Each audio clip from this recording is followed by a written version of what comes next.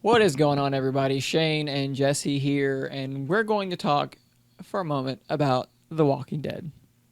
It'll be back in roughly a month, coming off of that cliffhanger finale that we talked a bit about how much it irritated us and how much we weren't a fan of that gigantic FU to all of us watching, as far as we're concerned.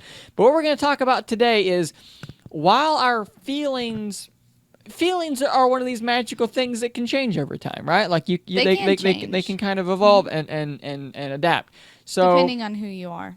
If you're not a cold-hearted, shut-off mind person like myself, maybe you're willing to accept that you were wrong, but not me. So yeah, it's gonna be back in a month. So basically, I want to talk for a moment about whether or not, are we excited? Did that cliffhanger work? Are we like, we were pissed, but like, are we now like, oh, but I kind of want to know? No, my feelings haven't changed. So you haven't changed, which is ironic because I was being facetious in that I kind of have changed a little bit. I kind of am. It was a big middle finger, but like it's a big middle finger that's been slowly like receding as time goes. You know what I mean? So it's like I'm kind of curious I don't now. know. Like I kind of want to know. The Walking Dead has lost my interest a lot lately, just because I feel like now this season's going to be different because everything I hear about Negan is that he's like the best bad guy ever. Exactly. And the last time the show was interesting was when the governor was there. The governor was there. So that you need a good bad guy. And I've said from the very beginning that you can't rely on the world or the zombies, the walkers, to keep people interested. They can't be your antagonist. They're not interesting. And a good antagonist, because at this point they're not even like that much of a threat unless there's like a big massive horde. Right. And like how many times have we seen that? That's been it's so old. Every fucking episode. A good antagonist is a foil for the protagonist.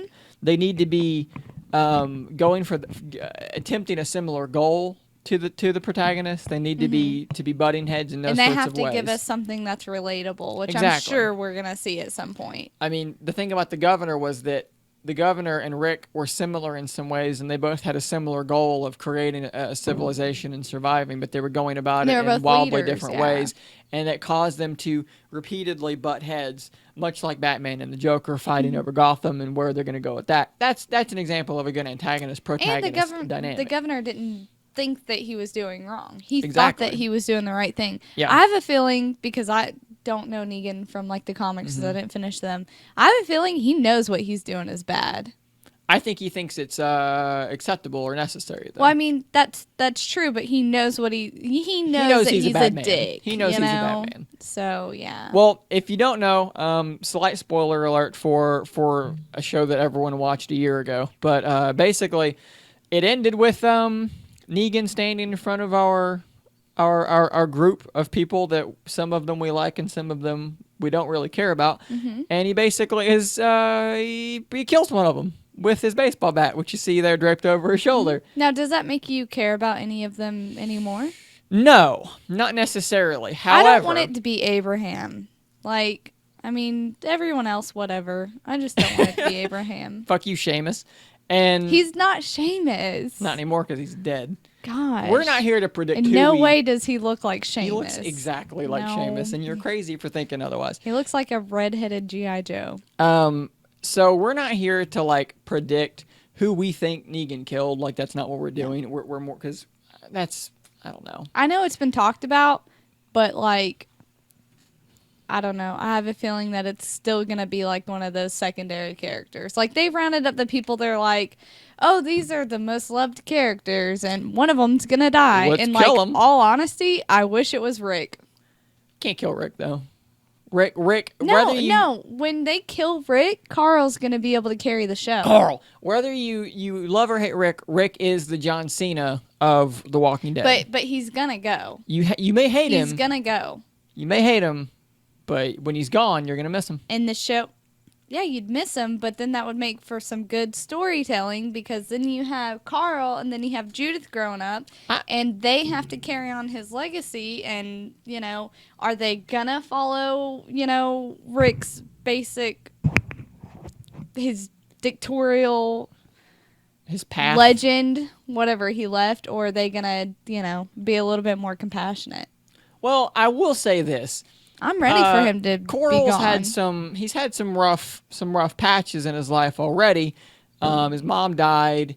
He got shot in the eye. No, he had to kill his whore mom. Yeah, he got shot in the face for no reason. A plot point. He to shot serve a kid in a face. In a face, his face even. His face. That kid's face. He shot a kid in his face. His face. Yeah. He got shot in the eye, and it served to drive the plot in no way. Nowhere. It had literally no point.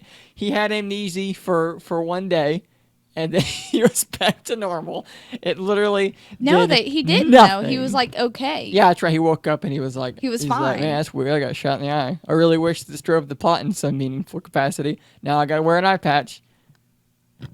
I swear that this is what makes me not care though. They're horrible writers. They're awful. So in that, I I don't know. I am curious to see who they kill off simply because that ending, that build up was difficult almost to watch. It was so tense and so nerve wracking. Pretty uncomfortable. That the way they're just sitting there and they know there's no way out of this. There's no way out of this.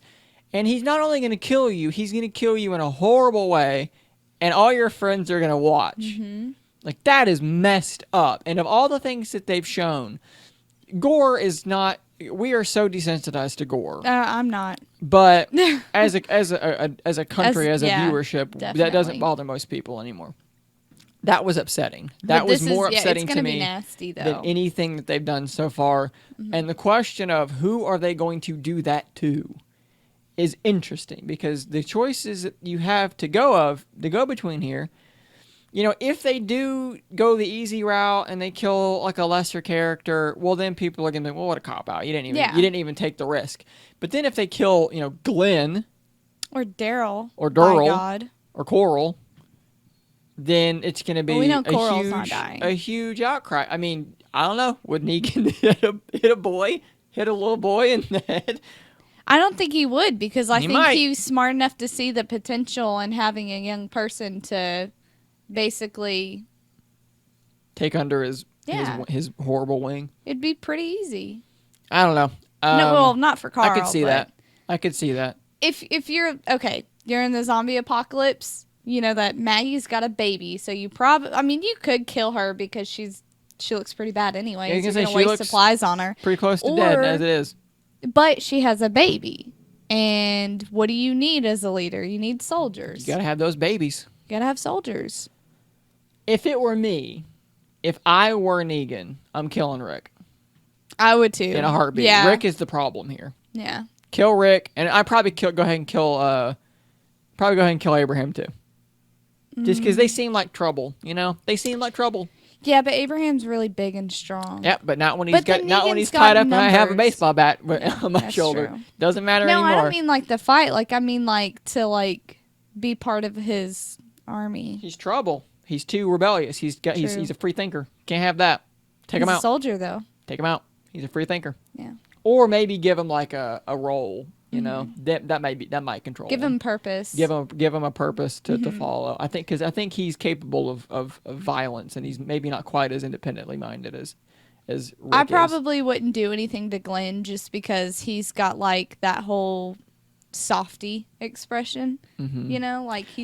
He could be he's very much a threat, but when you're looking at him, you don't know it. But I would definitely kill Rick. Killing Glenn more sends a message, though. Yeah. That hey, even the baby-faced people, because that Glenn would be the one that would probably, Glenn or Coral would be the two that would probably most emotionally affect the group, and would either break them or drive them into self-destructive madness. Yeah. So one or the other. Which would be kind of cool to see Glenn go down that road.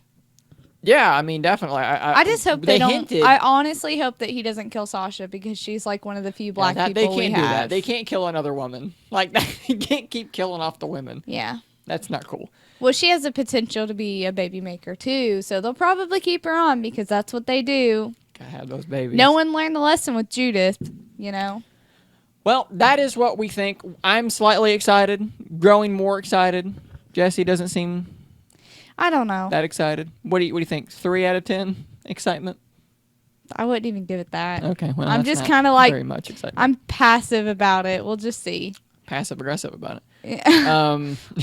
That's what we Shade think. Queen. If you feel differently, let us know in the comments below. Tell us what you're thinking, what you expect to happen, why you're excited. If you don't think that the cliffhanger worked, so forth and so on. And until next time, stay nerdy, my friends.